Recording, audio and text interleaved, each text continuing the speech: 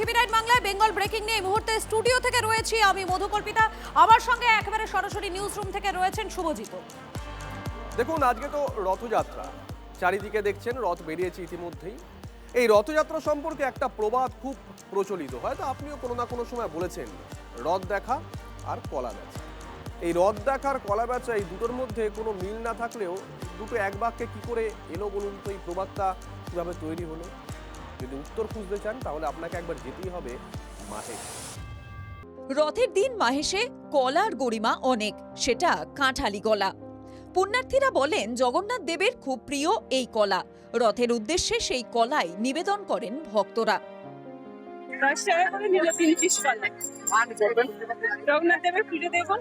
রথ দেখা কলা বেচা, তারা কলা বেচছে, সেই কলা কিনলাম, রথে দিলাম জগন্নাথকে দেওয়ার জন্য। জগন্নাথ ভালোবাসে কলা কান।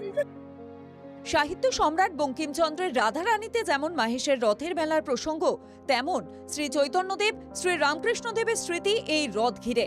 মাহেশে এসে সুভাষ সাহার রথ দেখাও হলো, সঙ্গে কলা বেচা। এক সুযোগে দুটি কাজ তো হলো। আর লাভের টাকায় মেলায় ঘুরে জয় জগন্নাথ বলে বাড়ি ফিরলেন। মাহেশ থেকে আশিক ইনসানের রিপোর্ট, টিভি9 বাংলা।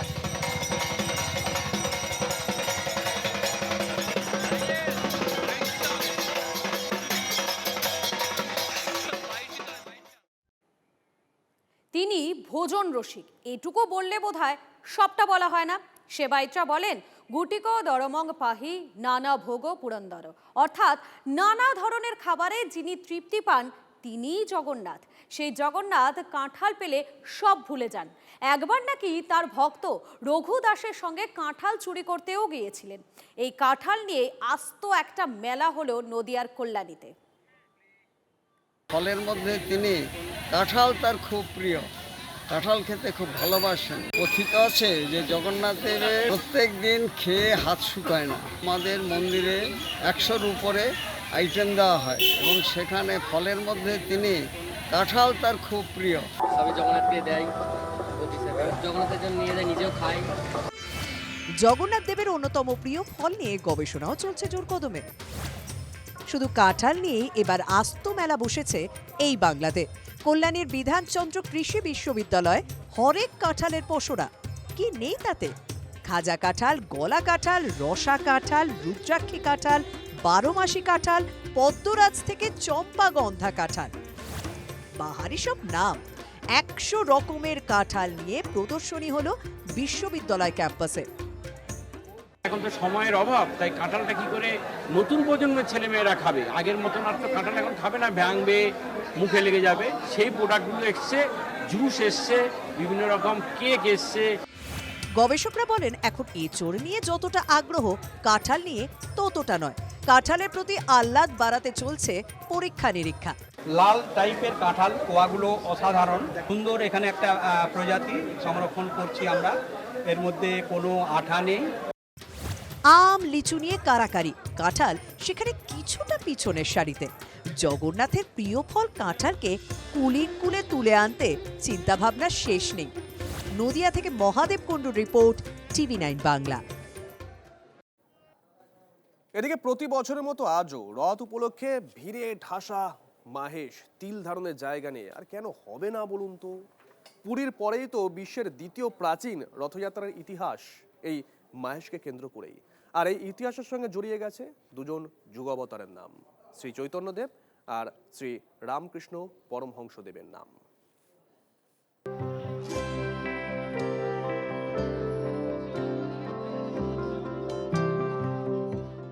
এই মুহূর্তে আমি যেখানে রয়েছি সেটা বিশ্বের দ্বিতীয় প্রাচীনতম রথ, মাহেশের রথ। যে রথের ছবি এই মুহূর্তে আপনারা দেখতে পাচ্ছেন, সেই রথে এই মুহূর্তে তোলা হচ্ছে জগন্নাথ দেবকে। সেই ছবি আপনারা দেখছেন, একদম রথের 4 তলায় উঠে যাবে জগন্নাথ দেব। কয়েক শতাব্দী প্রাচীন এক রথযাত্রা, 1396 সাল থেকে সূচনা, যার পরতে পরতে জড়িয়ে কত ইতিহাস। সমগ্র পৃথিবীর মধ্যে সর্বপ্রাচীনতম জগন্নাথ দেবের মূর্তি একমাত্র মাহেশেই জলজল করছে বিদ্যমান। তাই জন্য আমরা বলে থাকি যে মাহেশ মাহেশ মাহেশ, যথা প্রভু জগন্নাথ বিভু পরমেশ, এমন দয়াল ঠাকুর কোথায় আছে, সকল ব্যথার শেষ। এই উৎসবের সঙ্গে জড়িয়ে শ্রী চৈতন্যদেবের স্মৃতিও। তিনি মাহেশকে নবনীলাচল নাম দেন। এই রথযাত্রার মেলায় সামিল হতেন শ্রীরামকৃষ্ণ। পুরীর মতো কাঠের রথ নয়, জগন্নাথ, বলরাম ও সুভদ্রার আলাদা আলাদা রথও নয়। হুগলির মাহেশের রথ একটাই, যা লোহার তৈরি। পুরীতে কয়েক বছর অন্তর জগন্নাথের নবকলেবর হয়, কিন্তু মাহেশে বিগ্রহ শতাব্দী প্রাচীন। একই বিগ্রহের পুজো হচ্ছে। এদিন রথের মহোৎসবে মাহেশে পৌঁছে গিয়েছিলেন কেন্দ্রীয় শিক্ষা প্রতিমন্ত্রী সুকান্ত মজুমদার। সামিল হন জগন্নাথ সেবায়। স্বয়ং চৈতন্যদেব মহাপ্রভু তিনি এই রথযাত্রা এবং এই ক্ষেত্রকে নবনীলাচল বলে আখ্যা দিয়েছেন। সেইখানে এসে আমি নিজেকে ধন্য মনে করছি। যেভাবে আজকে মহাপ্রভুর দর্শন পাওয়ার, প্রভুকে স্পর্শ করার যে সৌভাগ্য হলো, সেই সৌভাগ্যের জন্য আমি আয়োজকদের ধন্যবাদ জানাতে চাই এবং আমি কৃতার্থ। ঢাক কাসরের আওয়াজ, উলুধ্বনির মাঝে প্রভুর এক ঝলক দর্শন পেতে প্রতিবারের মতো এবারও মাহেশের রথযাত্রায় উপচে পড়েছিল ভিড়। বৃষ্টি কোনো বাধাই হতে পারেনি।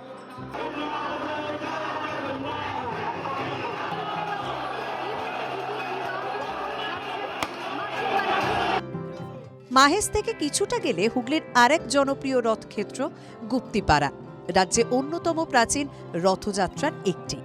1740 সালে এই উৎসবের সূচনা হয়। গুপ্তিপাড়ার রথ বৃন্দাবন জিউ রথ নামে পরিচিত। এবছর 286 বছরে পা দিল এই রথযাত্রা। বৃন্দাবন মন্দির থেকে জগন্নাথ, বলরাম ও সুভদ্রার রথে চড়ে যান প্রায় 1 কিলোমিটার দূরে গোসাইগঞ্জ বড়বাজারে মাসির বাড়িতে। ক্যামেরা পিকু দাসের সঙ্গে তন্নিষ্ঠা মজুমদার ও আশিক ইনসানের রিপোর্ট, TV9 বাংলা। রথের রশিতে টান, উৎসব মুখর বাংলা। মাসির বাড়ি গেলেন প্রভু জগন্নাথ, সঙ্গে বলরাম সুভদ্রা। এই রথ আসলে সংস্কৃতির প্রতীক। রথ মানে মেলা, রথ মানে পাঁপড় জিলেপির স্বাদ।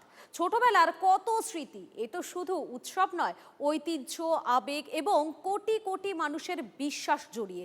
ফলে এ রাজ্যে বিখ্যাত রথযাত্রার তালিকায়ও বেশ লম্বা চড়া। প্রতিবারের মতো এবারও মায়াপুরে ইসকনের রথযাত্রা ঘিরে ভক্তদের মধ্যে উন্মাদনা তুঙ্গে। সকালে জগন্নাথ মন্দির থেকে নাম সংকীর্তনের পালা। রথযাত্রা বেরোয় ধুমধাম করে। শোভাযাত্রা পৌঁছায় ইসকনের চন্দ্রোদয় মন্দিরে। এর আগে স্তোত্রপাঠ, দীপদান, প্রসাদ বিতরণ সহ নানান অনুষ্ঠানের আয়োজন ছিল। ইসকনের প্রধান কেন্দ্র কিন্তু এই মায়াপুর।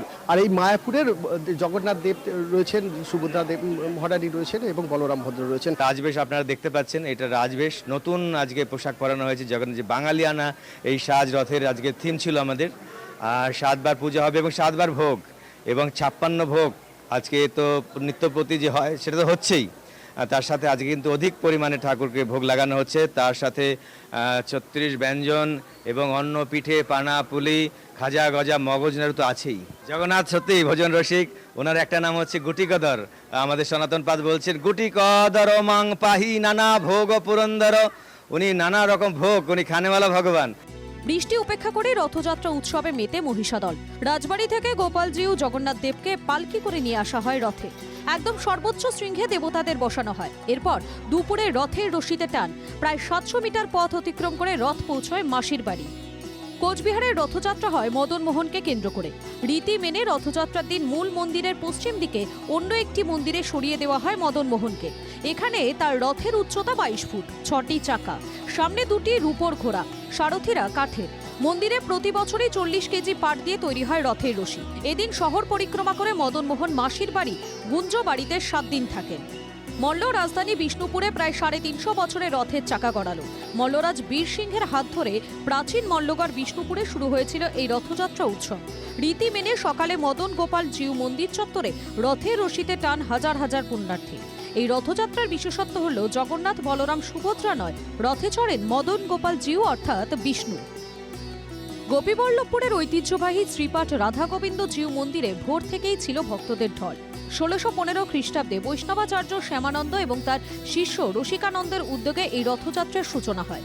শুধু এ রাজ্যের মানুষজন নন, ওড়িশা, ঝাড়খণ্ড থেকেও হাজার হাজার ভক্ত জমায়েত হয় এখানে। কীর্তন, নাম সংকীর্তন সহ নানান আচার অনুষ্ঠানের মধ্য দিয়ে উৎসব মুখর Gopiballavpur. Bureau report TV9 Bangla. এদিকে মুখ্যমন্ত্রী হিসেবে প্রথমবার রথযাত্রায় অংশগ্রহণ করলেন শুভেন্দু অধিকারী। প্রথমে কলকাতা এবং তারপরে বেলা গড়াতেই তার নিজের জেলা মেদিনীপুর। আপনাদেরকে ছবি দেখাবো আমরা। কলকাতায় দুপুর 12:30টার কিছু আগে কলকাতা ইস্কনে গিয়ে পৌঁছন মুখ্যমন্ত্রী। প্রথমে মন্দিরে যান, পুজো দেন, আরতি করেন, তারপরে রথে এসে বিগ্রহকে প্রণাম করেন, পুজো দেন এবং তারপরে সোনার ঝাড়ু দিয়ে ঝাড় দেন এবং রথের রশিতে টান দেন। ইস্কনের ছবি দেখাচ্ছি আমরা, পাশাপাশি তার জেলাতেও তিনি বেলার দিকে পৌঁছে গেছিলেন। সেই তমলুকের ছবি আপনাদেরকে আমরা দেখাচ্ছিলাম একযোগে। শিশির অধিকারী, তার ছবি আমরা আপনাদেরকে দেখাচ্ছি। পরপর ছবি দেখাচ্ছি আপনাদেরকে। সোনার ঝাড়ু দিয়ে ঝাড় দেন, কলকাতা ইস্কনের ছবি, খোল বাজিয়ে কৃষ্ণ নাম করেন তমলুকে।